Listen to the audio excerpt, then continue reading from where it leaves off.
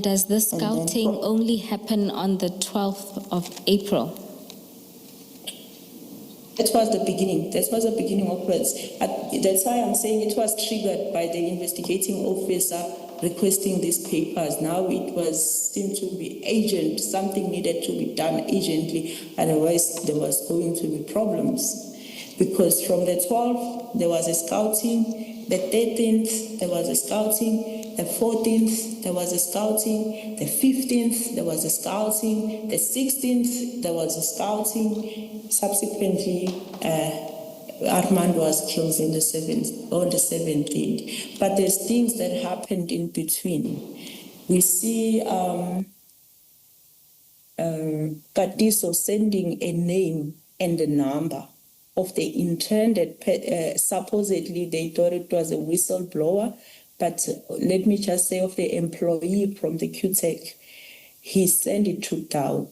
Dow started sharing this with her girlfriend named Lerato, asking her to search and find who is that person, of which Lerato indeed she searched until she find the intended target with his balls, and she sent it back to them, to Dow. Let me not say it to them. Send it back to Dow. Dow send it back to Katiso, and they agreed that this should be him.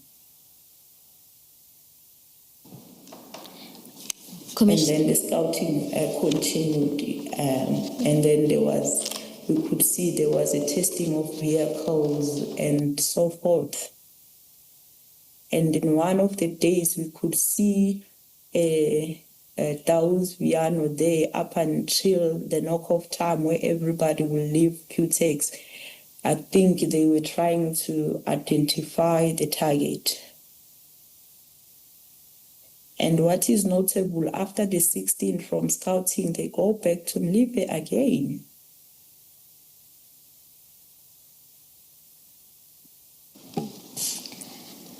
Thank you, Witness B. Commissioners, this is described in detail at para 26.8 and the sub-paragraphs thereafter. Maybe just before you leave 26.8, Witness B, you say at one point Katiso Molefe sent details of employees of QTech to Mr. Dow. That's correct, Commissioner. Yeah. That's when now he sent the cell phone number of the person that was intended to be shot, that was believed to be a whistleblower, and the name. I don't know if it's safe to call out the name of the victim. No, Witness B, that's not necessary. But it was not Mr. Swart, is that correct? No, it was not Mr. Swart. It may be worth me mentioning that in all of this, unfortunately and sadly, Mr. Swart was never the intended target. It was a mistaken of identity. I don't think we should get to who the actual whistleblower is. Let's leave it there for their own safety. Yes. Commissioners, just to cross-reference, this would be the annexures that Witness A went through yesterday with all of the stills. So that information is contained there. Can we? Yes, it's what I was going to raise. Witness A gives dates of scouting, and I think she starts at 12, 13, 14, 15, 16. I think it will be helpful that you cross-reference from yesterday's files, that you tell us the 12th is this exhibit that we looked at yesterday, the 13th is this, because to read this without reference to annexures will be very difficult when the witness is not here. Commissioner Bailoy, we will do so. I'll just ask that once I get my file with Witness A's annexures, I'll do that exercise and give you the references. I'm happy that you can even start with that tomorrow morning, if you need the rest of today and the evening to do that cross-referencing. Thank you.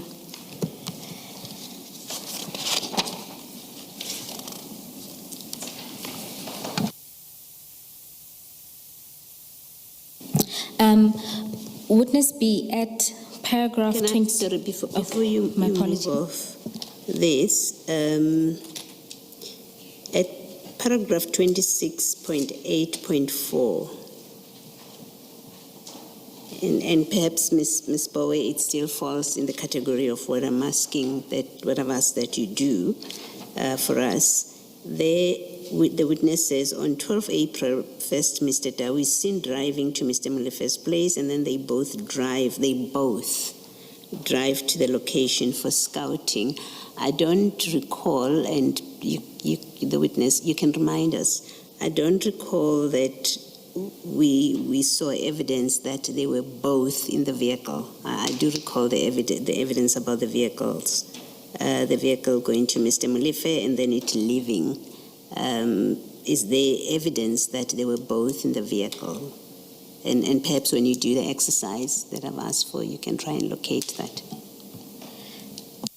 Commissioner Baloy, I think witness B will be of assistance. She referred to cell towers being used to show that they were both at that Maybe location. let me direct the question to her. Let me do that. Certainly. Yes. Witness B, at 26.8.4, you say on the 12th, first Mr. Dawi is seen driving to Mr. Molefe's place, and then they both drive to the location for scouting.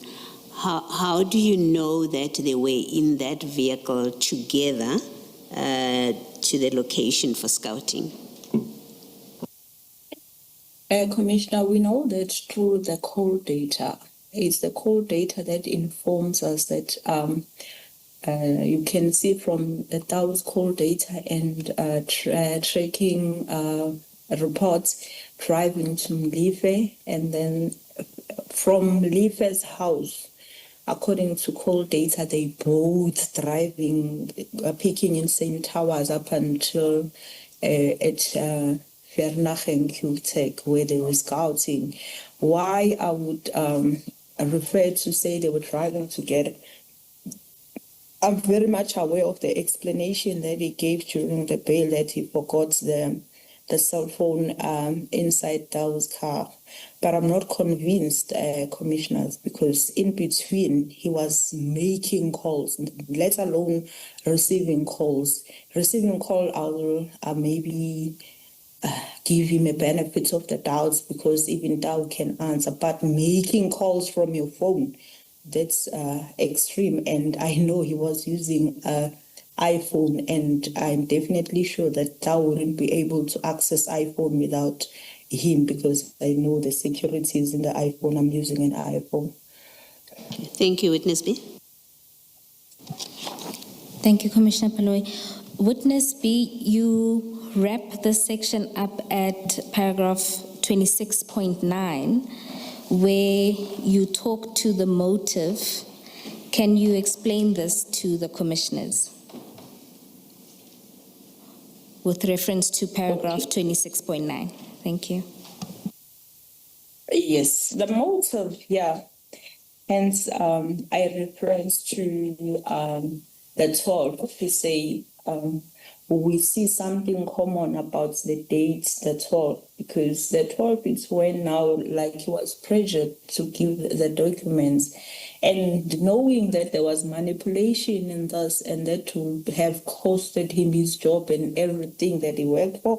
And then instead he reached out to the uncle, and the uncle called out to the friend, and they both start scouting as immediately as the 12, because the 12 is the genesis of why we are here now. And then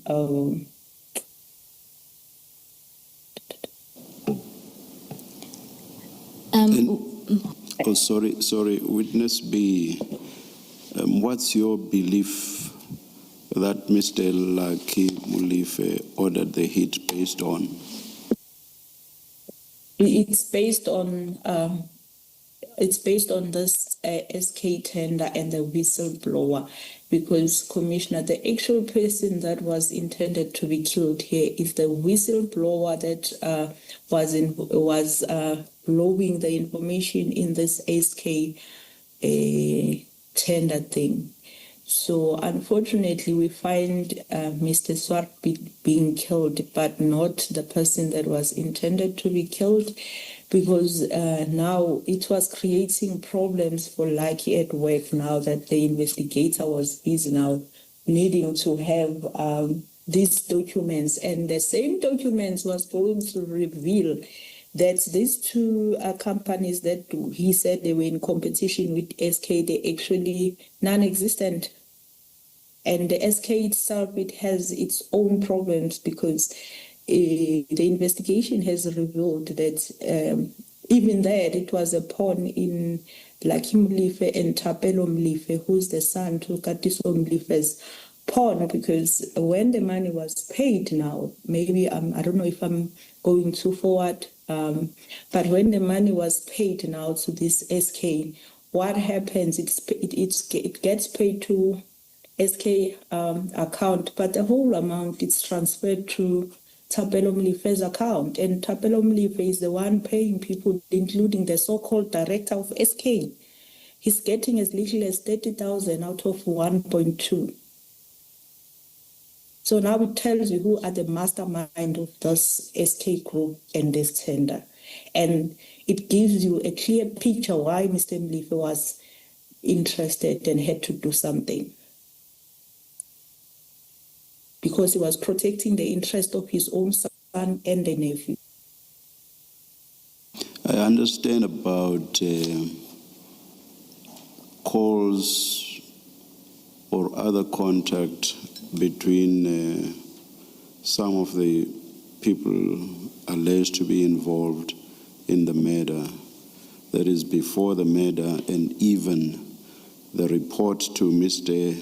Katiso Molefe after the murder that I think it said, Abuti, we are fine, something like that. So I would understand the basis for inferring or concluding that Mr. Katiso Molefe could have ordered the hit.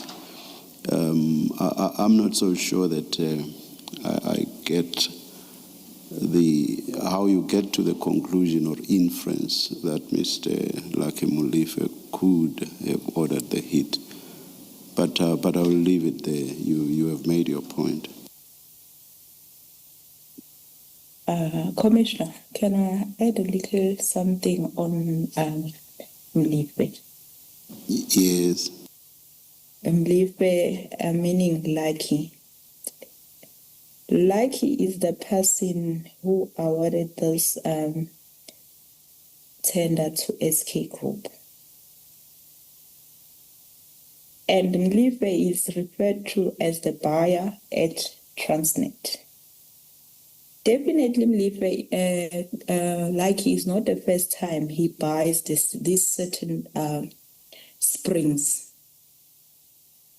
from for Transnet. And Mlife is at the liberty to look at the history in the system for the people who have been supplying them with the springs, of which, at the most, the people that maybe were expensive, they were not above 6 rand mostly. I'm not talking about where he facilitated, where other employees facilitated the process. The least is 6 rand. But in every tender where he was involved, it's 100 plus. So what I'm trying to put out there is to say, Mlife, it's not only this tender that he awarded in this fashion. So opening an investigation for him, it was crucial because it was gonna expose not only this and others as well. That's why this whistleblower had to be taken care as quickly as possible before everything comes to light. And perhaps Witness B, just to clarify with reference to the infographic, There's a dotted line next to Molefe on the right where you mentioned that further investigations have found other schemes. Can you explain that briefly? That's correct. Unfortunately, that's it's still under investigation, but it's safe to say it's more than one. It could be 10, 15 or 3, but it's more than one. Thank you, Witness B. And sorry, Commissioner, one last information that I forgot to include where QTech is concerned. That's why it was so important to eliminate QTech, is that on the system, they've been having this relationship with Transnet for over 40 years. But when at the face value investigations were done, it was so strange that they were not appearing in the system. Somebody had deleted them so that it can never be seen.